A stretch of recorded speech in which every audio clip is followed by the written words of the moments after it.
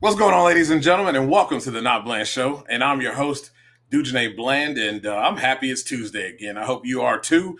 We have a great show ahead of us tonight. We got Justin Ashley on, and I was actually thinking about having him on anyway this week, and he just so happens to go and win the thing, so it makes it even better. We're going to talk with him about how his season's been going, this previous win here at Norwalk. Look, I want to thank those who help us here. Everything Nitro, of course, Sports Journey, where I am the content creator and director of content there. I want to thank our stats, where we get our official stats from Drag Race Reference, and of course, our sponsor, Drag Race Bracket Bonanza. I only gained 7 points on Dave W. I guess it's better than nothing, but he's still gapping me by a lot. And once again, another crazy weekend of Drag Race Bracket Bonanza. If you did well, then I applaud you, because this has been an ugly season for me. I'm hanging in there, but it's been ugly, very ugly, as the action has been pretty much unpredictable. So it makes it very interesting. And for those who have had success, congratulations. You've cracked the code at least once during the season if you've been able to get a win. If you guys have not been involved and have not gotten an opportunity to get involved, well, we're going to play a commercial and show you how you can get involved. And after that, we'll have Justin Ashley. Drag racing fans, check out Drag Race Bracket Bonanza. It's the free, family-friendly fantasy bracket game. Now, after final qualifying at every national event, you can fill out your bracket for all the pro classes. It's free, easy to click on your picks. If you need some help, just hit the randomizer button to fill in the blanks. It's for fun, stay engaged, and pick your winners today. Pick me!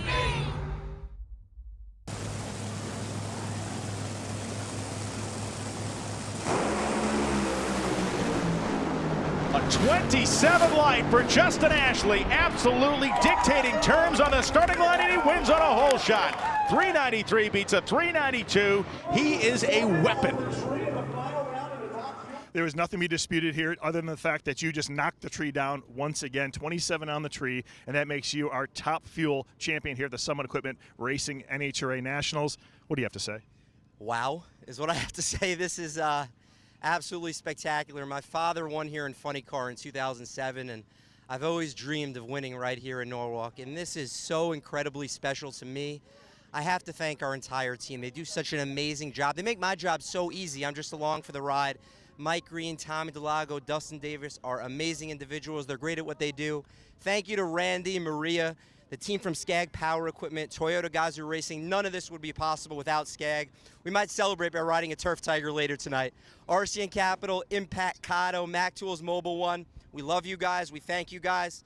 Dealers and distributors, thank you. Woo! Woo! Let's go. Man, what a win, Justin. And I tell you, when you look at your stats in the first, what are we talking about, 8 races here, 10 races of last year versus this year. Last year, you guys were 17-7. You had 2 wins, 2 runner-ups, and 3 first-round losses. This year, and it's quiet. If people are paying attention, they know you've been to 6 out of 7 finals, okay? But 20-8, 2 wins, 3 runner-ups, and only 2 first-round losses. Great improvement, and to me, I think this is where the team needs to be, because getting hot over the last couple of years hasn't turned into championship in the second half during the playoffs. I think this start here is priming you guys up to crescendo right at the right time to be right there and ready to secure a championship here in 2025. What do you think? Yeah, I certainly think so too. You know, for whatever reason this year, we've been relatively quiet. We've kind of flown under the radar a bit, which is fine with us, right? We prefer to do our talking on the racetrack, and I think we've had a lot of success. Maybe part of the reason is that we struggled a little bit the first 3 races of the year, but everything's relative. A lot of times it takes time just for the car to come around. This year's tune-up is different than last year's tune-up, and now we're really starting to get into a rhythm, really starting to get a handle on things, and it's led to a lot of success. This is not an easy category. This is not an easy class by any means. If you go in there and you lay up or decide, you know what, I'm going to take it easy for this person or that person, the only thing you're going to be driving is your car on the highway back home. It is that tough out there. So we're very appreciative when we have weekends like we did in Norwalk. And man, just love seeing that win light. Yeah, you guys have been setting up for this all year, and Drag Race Mayhem, you're not far off when you look at the numbers. And I know you're a guy who looks at the numbers there. Definitely one of the best drivers on the planet right now. And when Brian Lone said a weapon, he wasn't lying. Like, we need to start calling you the assassin now, because I mean, there's no doubt, no matter what. And I know 27s and those 20s and 18s are, there are not something you're going to do on a regular, but you stay on the low end of reaction times. And if you don't come to the starting line and have your head in the game, it's going to be lights out from the hit of the throttle. How do you keep yourself so level headed and being able to go out and kind of like a basketball player with shooting free throws? I mean, you're pretty much, you have go up to the line, you take a shot, and it goes in. And when you get to the line, you put the bottom bulb on, and when the light drops, you're right where you need to be. You're very consistent. How do you keep yourself that consistent without overthinking it? Well, I think first and foremost, reaction time is an individual statistic, but it starts with the team. And I have a lot of peace of mind going into each and every round, knowing that I have a team led by Mike Green and Tommy Delago and everybody that works on the car that not only has my life in their hands, but they also have performance at their hands as well. And they put together the car the same way each and every time, so it can react the same way each and every time. That's the first thing. Then it's my job to take it from there. And I spend a lot of time, not only physically, but mentally trying to prepare myself for these races. Before each and every race, I'll spend a lot of time visualizing, making hundreds of laps in my head before I actually am on the property physically making those laps. I think a lot of what we do is between the ears, and it is so easy to overthink. I'm very, very guilty of it myself, but just staying aware of it. I do a lot of reading, trying to understand the way highly successful people think, and different things work for different people, but I'm always working on different ways to improve mentally and keep myself calm, and trying to implement those techniques, I think, has helped me become fruitful so far. Yeah, those things are important. And you mentioned Mike Green and Tommy Delago. What a great job that they have been doing here. To be even present in 6 finals is insane, because it's not easy to do. And that says, with these conditions, especially this is what everybody's been facing. Every race from Friday to Sunday is all different. There's nothing the same. And then you talk about this past weekend, the adjustments had to be made every round, because every round the track was hotter and hotter and hotter. So you had to really kind of toe that line and not cross over it. They've been doing an excellent job of just keeping the car consistent. And I think that's what's needed here when we're seeing these kind of unprecedented conditions with track temperature.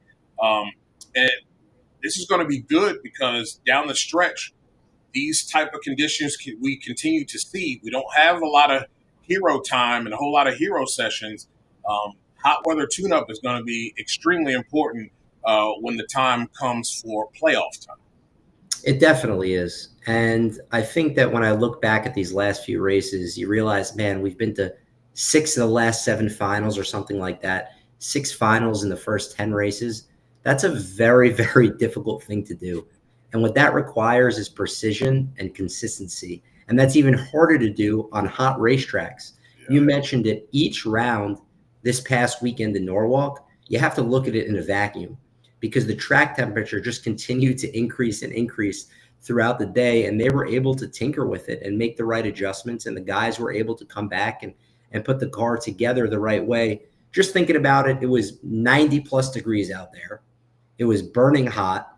I was sweating like you can't imagine. And I think back to when they pull the car back to the pits, and I watch 2 guys work on the heads. I watched somebody go underneath the car and work on the bottom end, 2 people on the clutch, another person on the blower, all having to be so precise in what they do in the 90 plus degree heat to make sure that consistency continues and continues to happen the right way. So all of that combined together leads to the kind of results that you're seeing. But it's a difficult thing to do when it's hot, when the track is really tricky out there, and the cars can get squirrely and slippery. So it's important that we try and learn from this now, because you're right. I'm sure down the stretch, we're going to see some of those conditions in the countdown.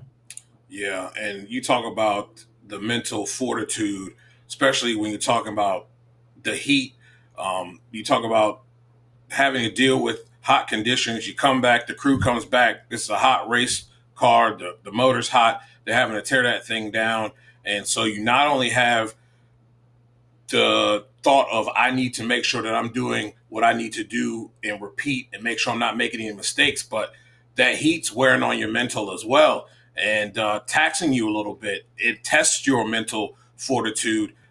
What have you been doing to kind of keep yourself hydrated and to make sure that, there's no episodes? I know Tony in Richmond had to have IVs. I mean, this stuff being out in this heat zaps you really quickly.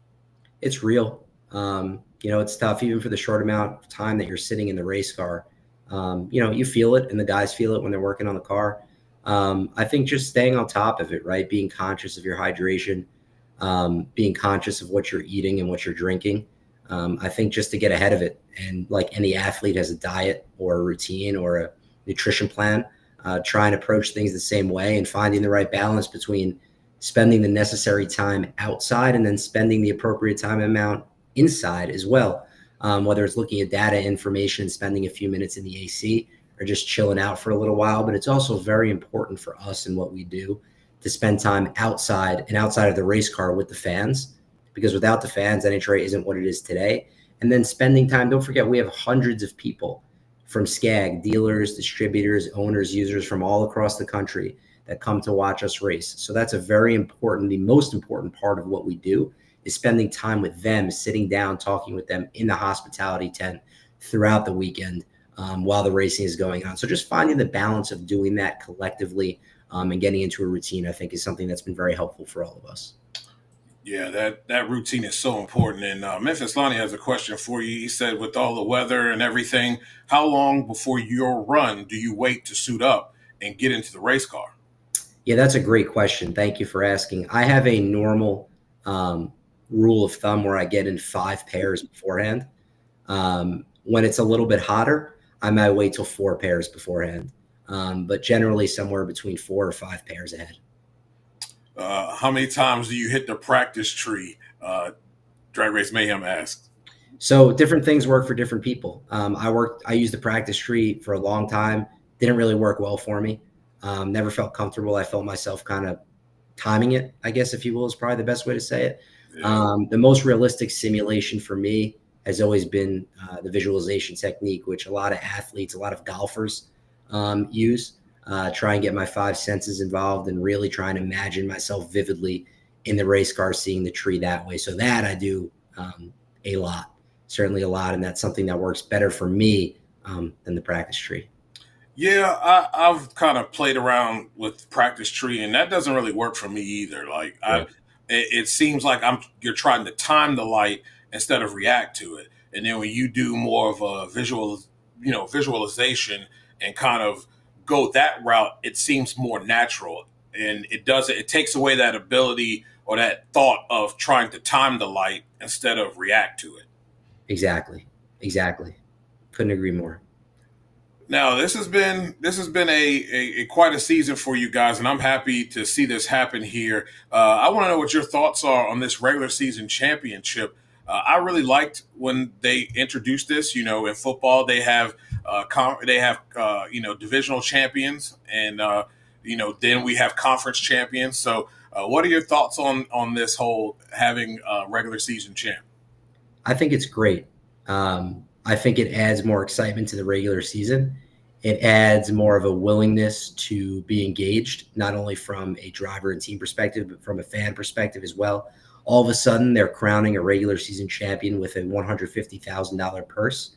That's a lot. Somebody's going to go to Indy with the chance to walk away with $250,000, $100,000 to win the race, and another $150,000 to be the regular season champion. That's exciting. It's motivating. It's not, look, it's not about the money, right? It never is about the money. We race because we love it and we want to win. But it's certainly a nice added bonus. It's something that we'd love, love, love to accomplish as a team. And we love to bring that regular season trophy and championship back to Mayville, Wisconsin for sure. Come on now. Come on now. You already know. Come on, AJ. I'm gonna be on talking with AJ later, so we can loop him into the conversation. Yeah, because you know that. Look, I'm decent, but nah, man. There's no contest, bro. Like Justin's the best of the best. There's no contest. I can't compete with that. He's the guy that I go up to the line and I pull in and I put both bulbs on, and he's probably going to chew me out at the end, but I'm going to do whatever I got to do to throw him off, and he's still going to leave on me. Oh, man, yeah. It is pretty interesting how the Blue Angels do that as well. Man, you know, you've been able to go and start out with having some great partners, but now you still have some of those partners as well, but Skag being on board, how cool has that been having Skag a part of the family with Cotto, and I believe Phillips Connect is still a part of this thing too? So it's really been an honor to be a part of the Skag Power Equipment family, to be honest with you. I think the thing that stands out to me is that we're representing so much more than ourselves, right? We're representing Skag Racing, but we're representing so many Skag Power Equipment dealers, distributors, uners, owners all across the country, in addition to all of the employees that work there at Metalcraft of Mayville that make all of this possible. Their investment of their time, energy, and effort into our team and into the sport of NHRA drag racing is second to none. It's been a huge blessing for me as an individual. It's been a huge blessing for our team, and I know that Daniel Wilkerson and Dave Richards feel the same way. We're really, really grateful for this opportunity. We believe that it's the best organization in all of motorsports, and we believe in doing things beyond the racetrack, right? That there's ways to win not only on the racetrack, but ways to win off the racetrack too. That's why you'll see a lot of people wearing these Skag shirts that say love, serve, and care on them, because that's our motto. That's what we go by. Love, serve, and care, and treat people with the utmost respect, because we are fortunate to have the ability and to have the reach to see a bunch of different people, talk with a bunch of different people. And we want to succeed in just more ways than one, in more ways than on the racetrack. Well, they definitely got one of the best in the business to carry the banner, because I said it day one when I first met you, like, this kid is like, he's way beyond his years when it comes down to, just professionalism and being able to represent a brand. You do an excellent job of carrying the banner. And, that has to be a testament to the family. How does it feel now that you getting these wins, and your dad was like, he was a monster out there on the racetrack himself, a guy who won a lot, being able to share these moments with him. Tell me a little bit about that. It's very, very special. It really is special to me, because some of my best memories as a young man were at the racetrack, right? Watching him race and watching him win, watching him lose, watching him go through all the ups and downs and everything in between. That's my guy. That's my hero. We're best friends. And for him to be along with me on this journey, I think is really special. And I still, to this day, lean on him for a lot of guidance and advice on the racetrack and on the driving side, but off the racetrack as well, on the partnership, on the sponsorship side, on the media side, and pretty much everything in between, and just life in general. And the truth is, I'm on this journey with him. I'm also on it with my beautiful fiance, Gina. I'm on it with my wonderful mother. I have an incredibly, incredibly supportive family that I don't know if I could do all this without them. So I consider myself very, very blessed. Yeah, man, it shows for sure. It definitely shows. Enough of the racing. We're going to go on to the NFL with you. And, New York Jets, they get a new head coach and a guy that I really like in Aaron Glenn. I think he's assembled quite the staff here. What are your early thoughts on the New York Jets as we come into the 2025 season and training camp?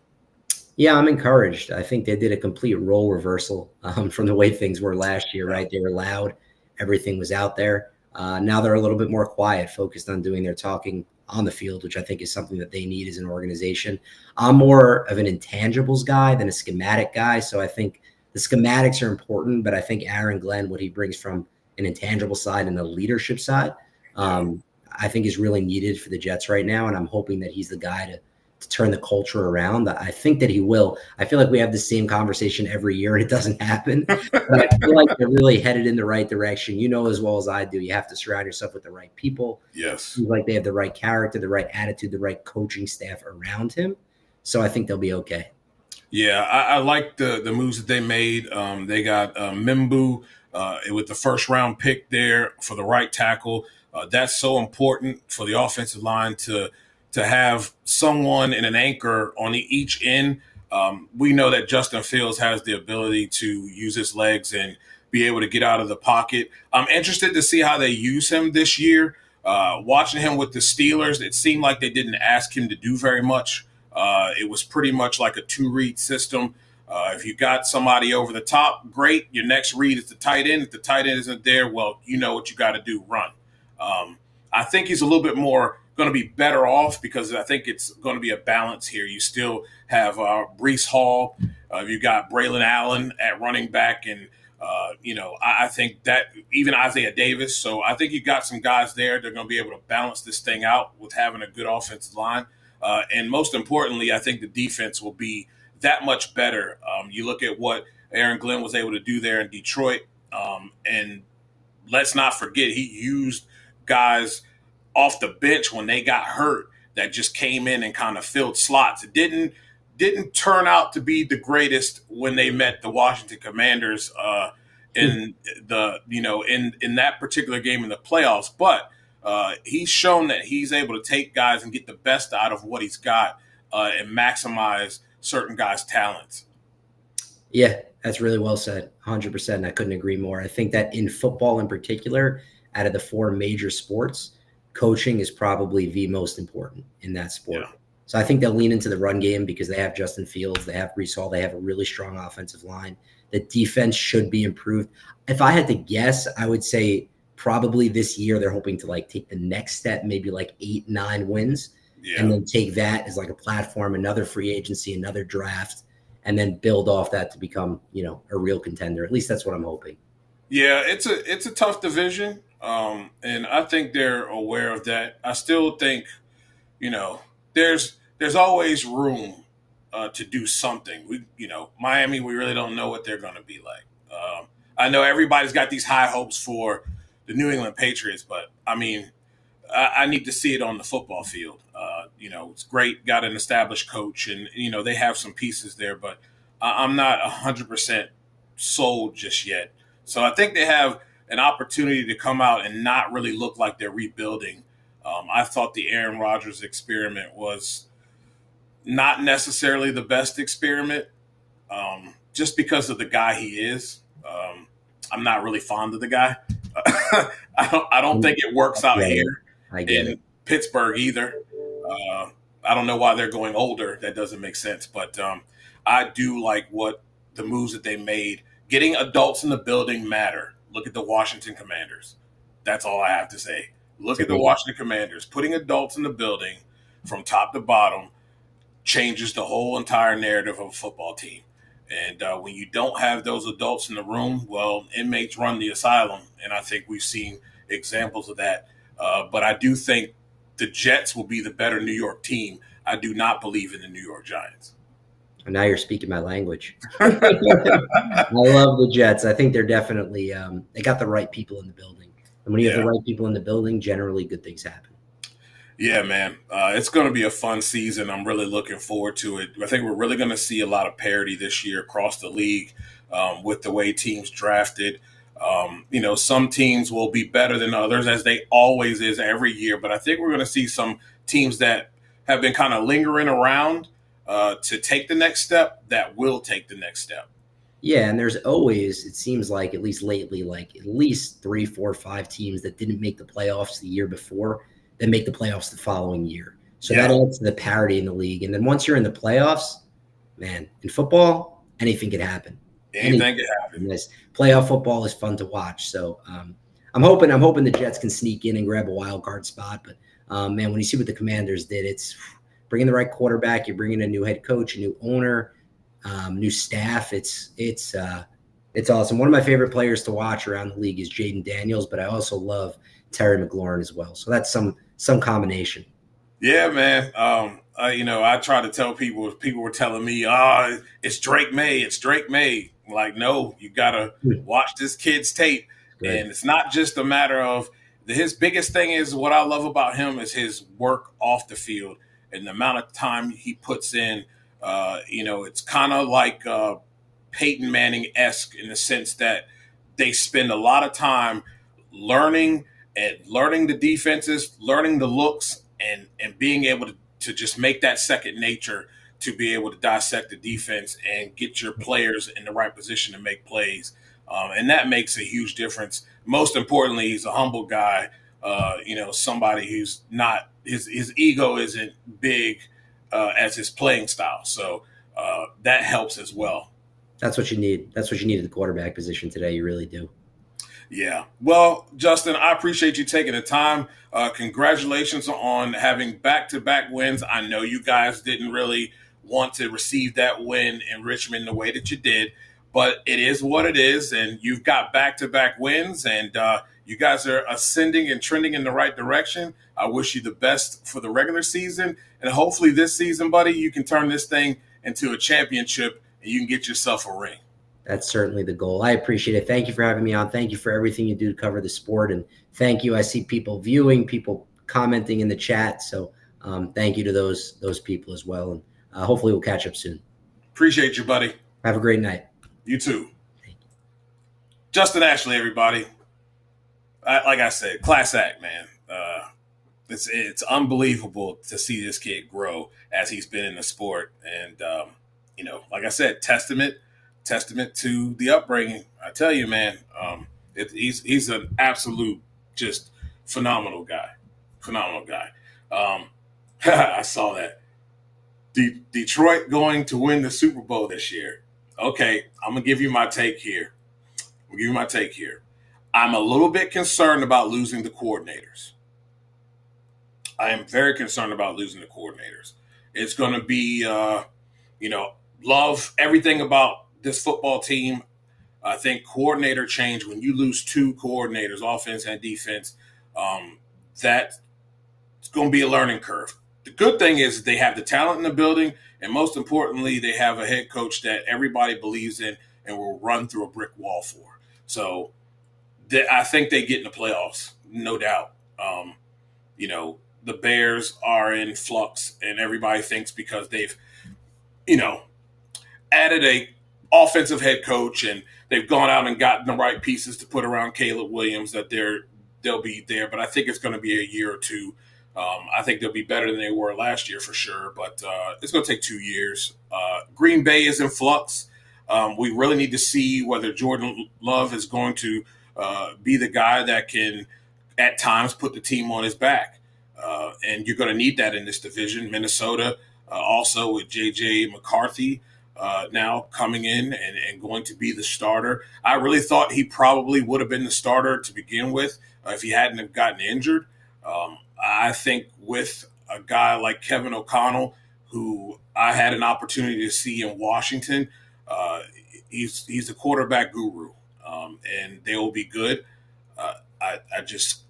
What concerns me with Detroit are the coordinators. If they can get that together, we'll have at least an NFC Championship game on deck. So we'll see how that goes. Well, when we come back off of break, we're going to talk about a few things, and we're going to let you guys run the asylum a little bit. All right? We're going to let the inmates run the asylum. So we'll do that after this break.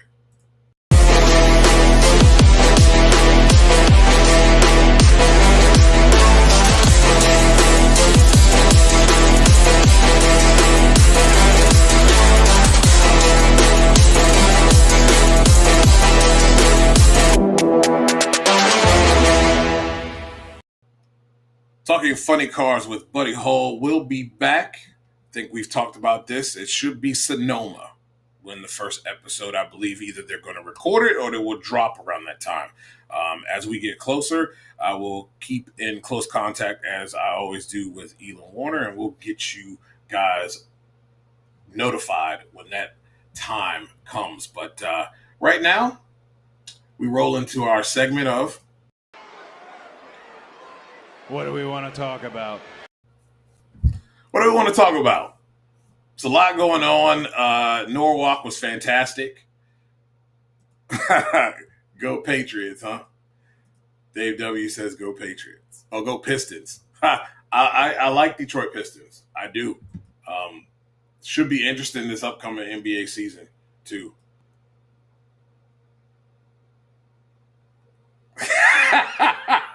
There you go. You Philly fans, there you go. Don't worry, we got something for y'all. They definitely got something for you. I'm going to tell you this, though, Drag Race Mayhem. The loss of those defensive players is being understated. Your loss of your coordinator is understated. See, there was a buffer between, when you got a guy like Kellen Moore, there's a buffer between him and Sirianni. Now Sirianni gets to have the ability to meddle a little bit. And you know how I feel about Sirianni. He's gotten the praise because he's gotten there and he's gotten the Super Bowl. Good for you. But you let a guy in Brian Johnson go that I don't feel was the problem as offensive coordinator to bring in a guy like Kellen Moore. Really overachieved, Kellen did. Did not expect much from him. I think you know that, Drag Race Mayhem. I talked about him a lot. Did not expect anything from him, especially in his days Dallas. Look what he did and destroyed the Chargers. So didn't expect anything from him, but they were pretty darn good this past season. I think that has a lot to do with Saquon. But I think you're going to see some differences there. It doesn't mean that the Birds are not the division, royalty right now, but the Commanders are on their heels. And it's going to be fun this year to see those two teams duke it out for sure. But it won't be any more 55-23. And that game was closer than what it was at the end for sure. If we're being honest. Memphis Lonnie says the Bucks, baby. Yep. I was just talking about them on a show called The Lake Lewis Show. Airs in DC on Radio 1. And was talking about the Bucks today, talking about the NFC South, the Falcons, the Bucks. I really like where they are this year. I know they lose Liam Cohen as the offensive coordinator, but this team is well run. They have a great head coach, and I don't think they'll miss a beat. They have a Baker Mayfield that I believe is very comfortable right now where he is, and it shows up on the football field. There's talent all across that offense, and they only got better. So I think they're the cream of the crop of the NFC South. Everybody else is gunning for them. But don't be surprised to see what Atlanta does. If Atlanta doesn't do Atlanta Falcon type stuff. They have the talent. I like Michael Penix a lot. I thought he was the steal of that draft. And I think that will be on display this year. They're going to have to get better production from their tight end in Atlanta, and they're going to have to find themselves a number two. Somebody has to emerge as a true number two. It is not Darnell Mooney at all, and that's not a knock against him. I just think he's better suited in the slot than to be a number two. But I do like the Bucks. Mac1320 says, I'll be a little delulu about it. Michigan won a championship. Now, in my mind, Michigan sports are the best. Hey, I'm not going to take that away from you at all. We got our guy, Nitro Performance Guy. Impressive race on a hot track. Definitely an impressive race on a hot track. We've seen a lot of impressive races on hot racetracks, to be honest. A lot of good racing, really tight racing here in Norwalk. Great facility, great racetrack, and the guys calling the shots, the head coaches and their assistants made very good calls to get those cars down the racetrack.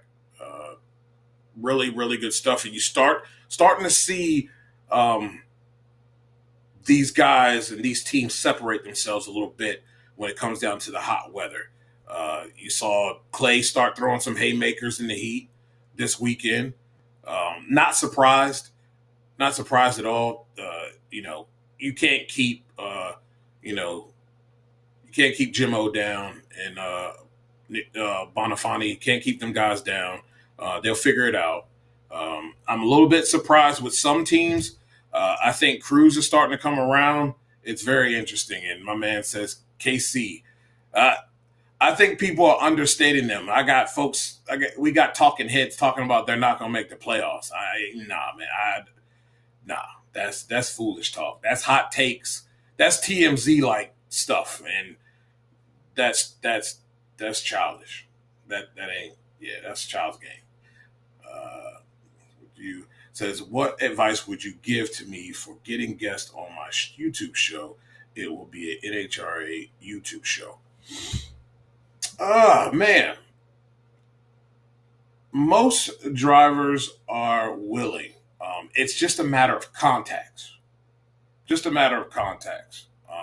Being able to, some you can reach out to them directly through Messenger, whatever. Some run their own accounts. Some do not. So it's a matter of just finding out, who to get in contact with. And I don't mind helping you with that. Okay. Because Memphis Lion says, thoughts on evolution. Okay.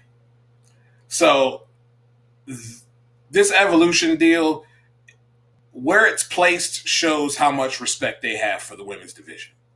Don't tell me you got respect for a women's division when you're basically throwing it out there to try to sway people from watching AEW. It's very childish. Very, very childish. But it is WWE-esque.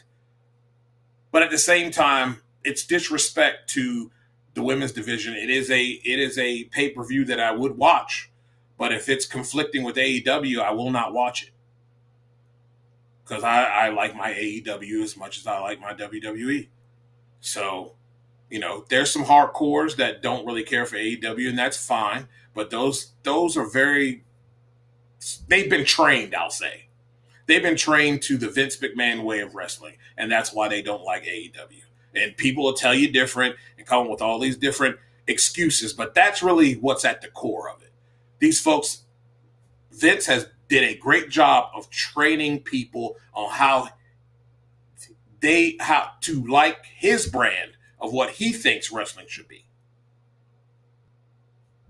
And they've been programmed that way. So when you see something like AEW, it seems foreign. But really, that's what everybody else is doing in wrestling. That's why AEW is, to me, what pro wrestling is. That's why WWE is World Wrestling Entertainment. Because it is entertainment. They're in the entertainment business. It's less about the wrestling, more about the entertainment. And that's okay. That's okay. Just know your niche. And don't try to act like you're different. Because you're not. You're not like the others. Drag Race Mayhem says, our offense wasn't really that technical anyways. The whole offense was, yeah. But that dude, that's all you need. With that offensive line, which I don't know. I think there's some pieces that got moved around, but I think they'll still be okay. On the offensive line part. I was not a person that was voting against the tush push. I believe you just have to stop it. I don't know. With that offensive line, though, and with that running back in Saquon, it's almost virtually impossible to stop it. I know people laughed at, Frankie Louvu for jumping over the line. I thought it was ridiculous that they kept doing a hard count and it's on the half-a-yard line. Like, cut the crap. what is a guy supposed to do at this point? But going over the pile is not how you're going to stop that. There's a way to stop it. You've got to get lower than them. But what's hard is they have the snap count. So they know when they're going to fire off the ball. You don't. But you got to be lightning quick, pay attention to the ball, and when it flinches, you've got to go. And if you cut them out, cut them low, I think you have an opportunity for your guys on the backside, linebackers, to get up high and stuff it. But it's a tough play to stop. Only thing I don't like is if carrying the player forward. That's my only issue with it. Everything else is not a problem for me.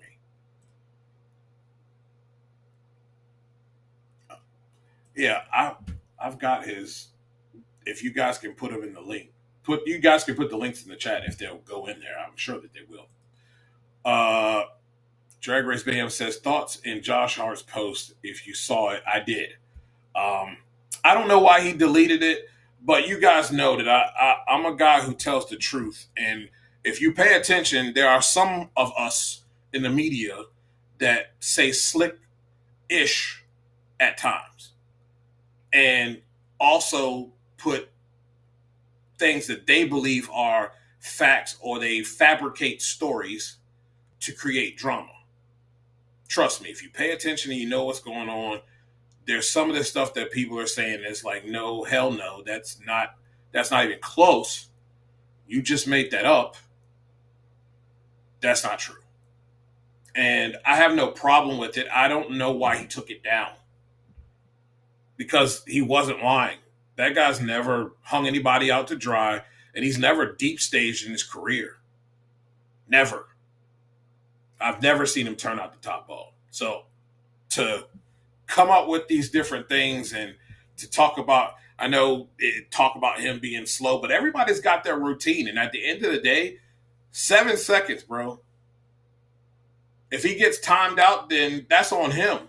But he's got all 7 seconds to do whatever he wants to do. So, some guys are just whiny. But I do not like that at all. Speak facts, speak truth. Don't make stuff up. It's ridiculous. It's ridiculous. And those will be the same people that when we get that smoke and there's smoke, then now they want to talk about controversy and, professionalism, but then in the same breath wants authenticity and people to be natural and themselves and show emotion. But when they get that emotion, we swing the other way. Like, you can't have it both ways. But I have no problem with those statements. I really don't. I don't know either. I'm assuming it was Galvin. I'm assuming. I know people instantly assume that it was Tony P, but Tony P don't go out there and he don't talk out his backside. Everything he says is factual and true. I've never, ever heard Tony fabricate anything at all.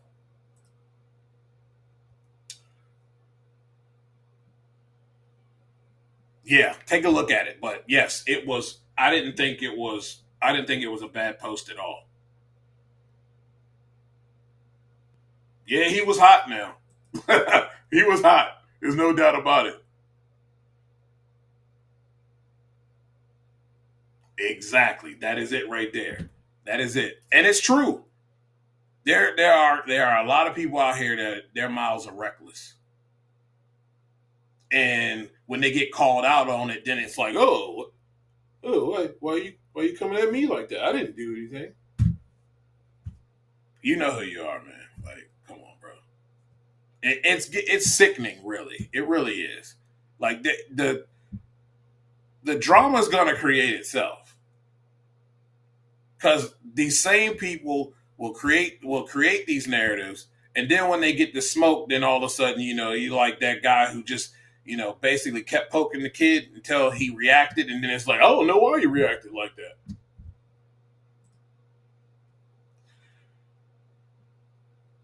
Yeah, I knew exactly what was going on, but that you got the gist of it. What'd you miss? Justin Ashley, great conversation with Justin. did it way different than what we had earlier on WFO. We went in a different direction. We talked a little Jets with him. He's a Jets fan towards the end, the last 10 minutes of it. And yeah, man, these guys are on a roll. And we are on our segment of what do you want to talk about? I'm letting the inmates run the asylum. So you don't feel that Paul Levesque era of WWE. No, he's no different than Vince. He's no different than Vince. Memphis Lonnie. We all thought that he was different. And look at the moves that were made here as a recent that we've seen. We're firing people, yet we're making record profits. You get on here after every PLE, which I hate calling the PLE. It is a pay-per-view. And talk about record gate. Well, of course it's record gate, you moron. The prices are exponentially higher. Tickets are Super Bowl tickets now. Me or you can't afford to go to WrestleMania. We can't afford to go to any pay-per-view now. So of course you're making record profits. TKO is setting that tone. But don't act like this guy's any different. Because I'm going to tell you, WWE hasn't been great since WrestleMania 41. That's when it took a poop on itself. And it hasn't been that great. Monday Night Raw was a joke. What are we doing with Seth Rollins? We did all this stuff. The wise man turns, and it just seems like we're just hanging around. Like, what are we doing here? But I'm going to tell you one thing. This is a prediction. This is a spoiler, not a prediction here. Seth Rollins is not going for John Cena's title. He is not going for the undisputed title. Cody won that thing, King of the Ring. Cody will get his title back. And Seth will get his World Heavyweight title back from Gunther. That's if they don't pull another Vince move and let the guy who couldn't wrestle his way out of a paper bag, who has never been able to wrestle in Goldberg, who people love, Mr. One Trick Pony, and I still almost concuss myself, win this title. And there's a smidgen of me that thinks that that's what's going to happen. Gunther will probably win it back later. I don't know how they'll go about it. But I have a gut feeling this cat's going to win that title on Saturday Night Main Event. You heard it here first. That's not a prediction. It's a spoiler.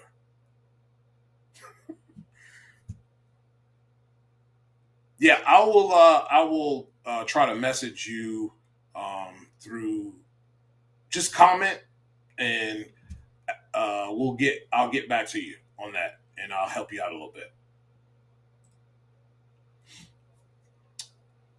Nicole says, did I miss the part about explaining an apology on an afternoon podcast today for comments made Sunday? Yeah, I was just getting into that. You missed it a little bit. Yeah, I don't know why. There was no, what's funny is they didn't even talk about that, which, whatever, man. If you want to avoid it, then that's fine. But I have no problem. If somebody calls me to the mat, I'm willing to have a conversation. I'm not going to shy away from conversation. But yeah, yeah, they ain't addressing that at all. But I thought it was okay. I thought that was totally fine from Josh Hart. Even if he did it, drivers complain about it. That's actually hilarious for professional athletes. It is. I mean, if you got a certain allowed amount of time to stage your car, then why are you worried about it? Like, you don't get what you want. As the opponent, you don't get what you want. I don't have to serve you what you want. It's like I said, if I'm going against Justin Ashley, the best of the best, the class of this top fuel division, the assassin, I'm putting both bulbs on ASAP. I'm not even giving him a chance to think. I'm going to roll that sucker in there. Boop, boop. And he's probably going to go through his procedure because he's got that, but I'm going to try to make him feel rushed. If I make him feel comfortable, well, he's going to pull out a darn 27. And I know I don't have that ability to pull out a 27. I might be able to get a 50. Nah, I really like a 70, 68 at best. You know what I mean? Why not? It's within the rules. Yeah, he didn't say anything. He didn't even address it. Didn't address it. Yeah, I've reached out to him, and I will be working on reaching out to him again. The guy's a busy guy, and I'll reach out to him again for sure. He would be a great guest. I love the Petrogons are my favorite group of people as far as drivers. Frankie, Tony, Cruz. Those were the days, man. Those are the days. I missed them too being out there, but yeah, Tony. When they said he was going to be in the booth, I thought Cruz did a decent job in the booth, but I knew it would be good. People wasn't going to like what he had to say, but we don't need a bunch of yes men in the booth. That's not your job as a media member. It's not your job at all. You either call it how you see it. Anything less than that, you're doing a fan's disservice. Because everything is not sunshine and rainbows. It's not. She said, I would love to hear Tony P talk about the racing days and how he learned to announce. Yeah, that's exactly what I want to talk to him about. I really would like to know why, like, was it sponsorship or reason why he got out? Or he just family and, cars going faster, safety reasons, whatever the case may be, why he decided to step out. I'm sure it has a lot to do with chasing sponsors. That's not an easy job at all. Drag Race Mayhem said Tony Pedregon on the NHRA Insider just spits facts. Every time he's on that show, he knows a lot, and drivers should listen to him since he raced NHRA during the peak of the 90s and early 2000s. I agree. A lot of people don't want to listen to him because the truth hurts sometimes. You know what I mean? Truth hurts. And some people just can't take that. They don't like being told the truth. Memphis Lonnie said, I did like the number of cars in alcohol categories at Norwalk. Good fields. Yeah, very good fields. It's amazing to see Sean Bellemare just dominating the way they did. And it's a lot of good racing over there. It was cool to see John DeFlorian win in Mountain Motor Pro Stock, too. The guy's on a roll right now. We've had him on the Power Hour, but guy's on a roll right now. He's really, really cooking. Nicole says, too nicey and huggy. Obviously, that is not working in selling NHRA. Mix it up, play some games, people. I agree. You can still. I watched the pivot with Draymond Green, and Draymond said that people paint him into a box as being angry, but he's just a different guy on the basketball court. Off the basketball court, he's a nice guy, but he is the Dennis Rodman of this era. Nobody complained when Dennis did it, just the guys who played against him. Because his job was to get in your head and to get you out of character. And once he got you out of character, he got you then. He dominated you, out-rebounded you, and sometimes he had some nights where he put some points on the board. And I think that's Draymond. Draymond is a guy who mixes it up. And I don't have a problem. You can still be friends afterwards. But this is competition. This isn't, a group of my friends out here gathered and we're running and we're racing and having a good time. Like, there's money on the line. There's sponsor representation on the line. It's all right to talk a little trash. All right to be upset. Like, I appreciate Sean was clearly upset this weekend, and rightfully so. And please miss me with that bull junk about the rule. I don't see nothing in the rule book that said that if this happens, it's a DNQ. That was the decision that was made. The rule is the rule, sure, but There is nothing in that book that says that it is DNQ'd. So stop telling lies. We all know that ain't even true. You guys made a decision, and that's the decision that you live with. But now, like I said last Tuesday, every little minor infraction that is a safety infraction is now a DNQable offense. So if your visor is cracked before it should be, if your visor is open and you forgot to close that bad boy, which hardly ever happens, and you go down the racetrack with that visor half cracked, guess what? That run is DNQ'd. It's a safety violation, remember? Because it's about safety. So you made the safety stuff DNQable. So you have to do it going forward. Yeah.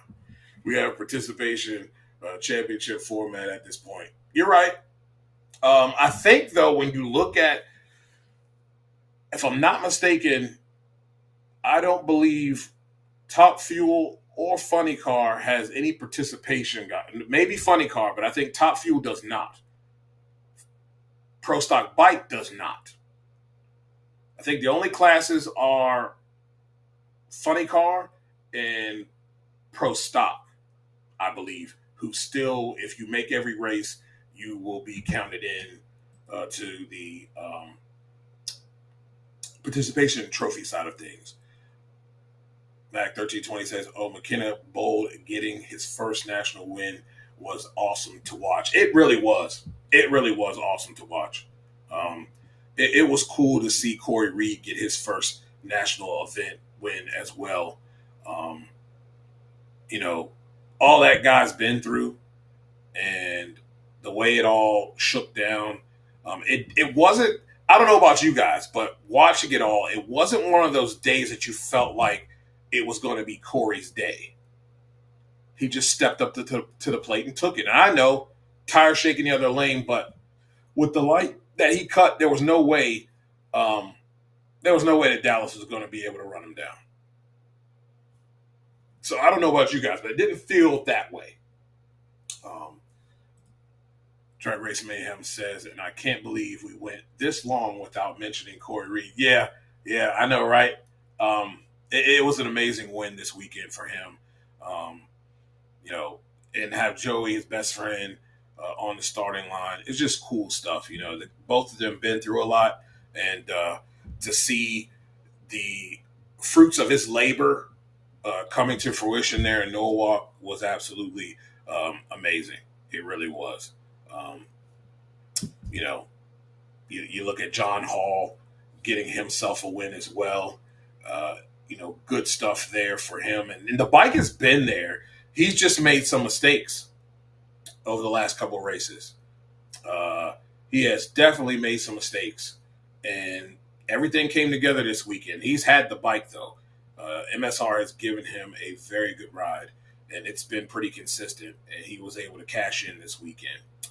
Dragons Mayhem says, Funny Car has 4 participation trophy guys. Top Fuel, none. Pro Stock, well, that's the whole field, basically. Yep, that's what I thought. I don't like it. I know Glenn Cromwell on the Power Hour made his case of why.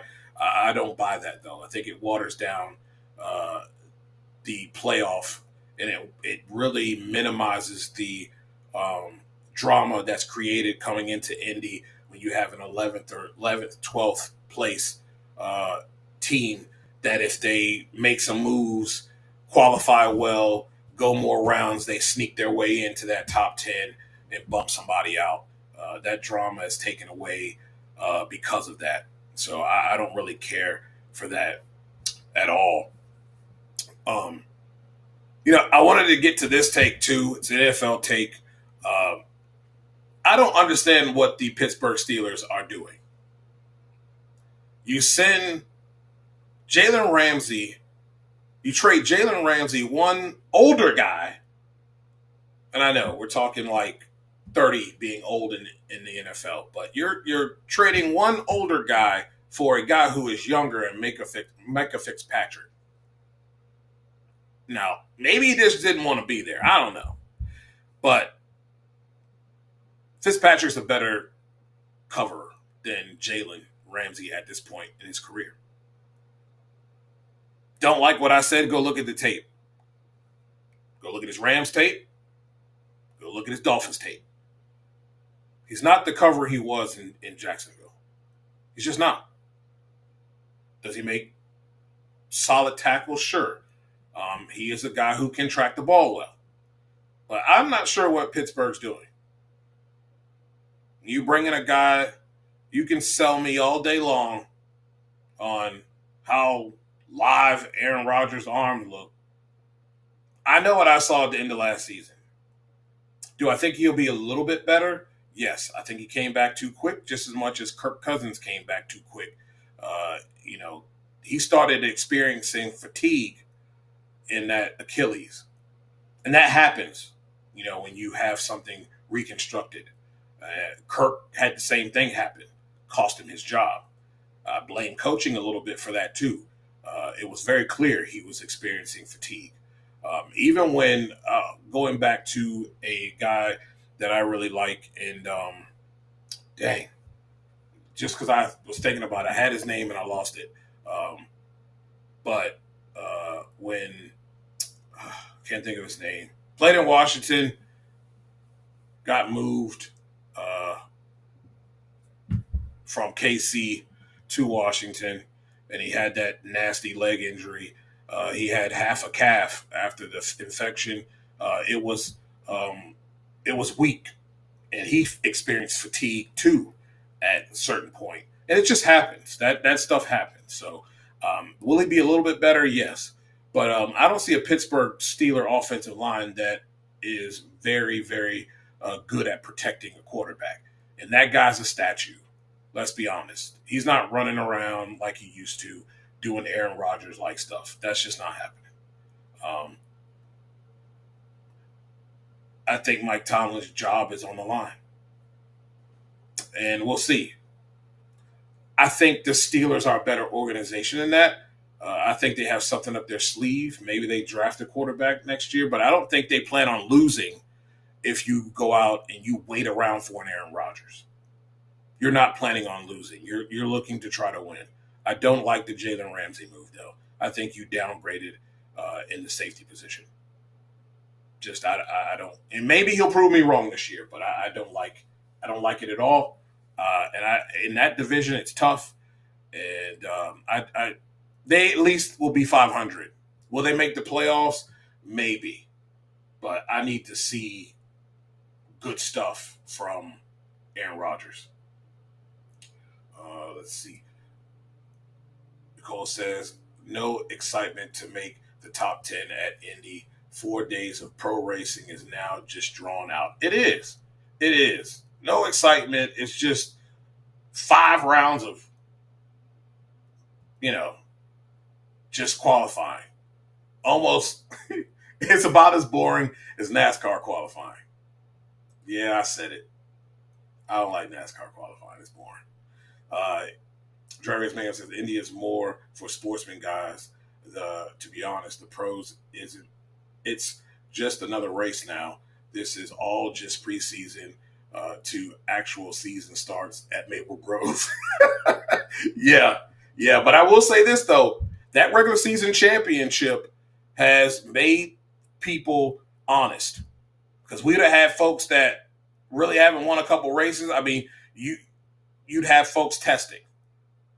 You'd have some people testing some things out and not caring if they're going out because of where their point status is, and they're not going to, lose a whole lot of spots and slide too far. So, yeah. It's going to be fun, though. I think you're going to see it level up at Maple Grove, but I do think we have a regular season that has been more exciting than we have had if you go back and look at last year versus this year. I think it's a little bit, you see the teams going a little bit harder, especially as we get down into this latter part of the third quarter of the regular season and our short fourth quarter. You're starting to see folks make moves, and folks have to make moves in this quarter if you want to have an opportunity to chase a championship. It's got to start now. Drag Race Man, you're going to ruin the fun of watching Aaron Rodgers kill a second team. Yeah, but it's going to happen. You know it. Memphis Lions says, so it's Pittsburgh. Dujanay, you're saying my boy Jeff George has a shot. Shoot, yeah. Because, I mean, other than Aaron Rodgers' live arm, everything down from the waist down is not what it used to be. And the last time I checked, that's not the Eagles' offensive line over there in Pittsburgh. And the running game hasn't been that great at all, but that's kind of on the offensive line too. So against the teams they have to face in that division, it's a tough road, man. Tough road, and it pretty much goes through KC, but I think it also goes through Baltimore as well. I think you see a different Baltimore team. I don't think you see KC in the Super Bowl, and I know that's a bold statement. I don't think KC makes the Super Bowl. But to say they're not going to make the playoffs, some of these talking heads is laughable to me. Y'all are you're trying to go viral on social media.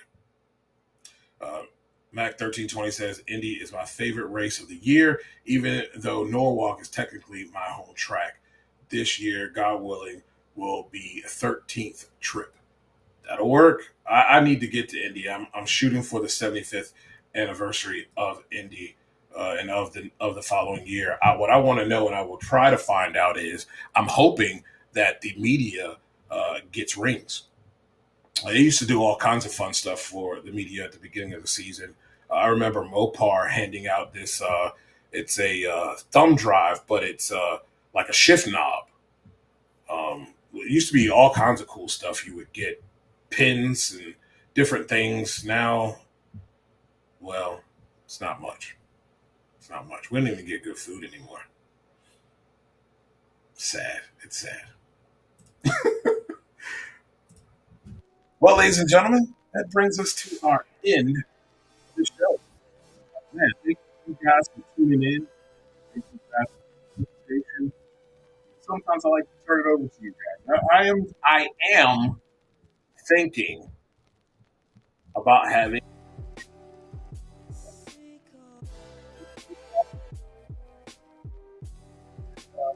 there's some questions, maybe a hypothetical question that will require you to think, and let you guys take the floor. We do that with the Washington Commanders fans every Friday. Lake Lewis has the fans on his show, and it has worked out very well. So I thought about doing that here with our drag racing community. So we'll see. Still trying to work out the, all the red tape, right?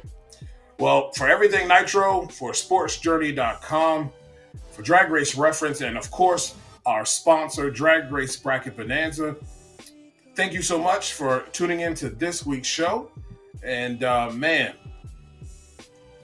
I hate that it's over.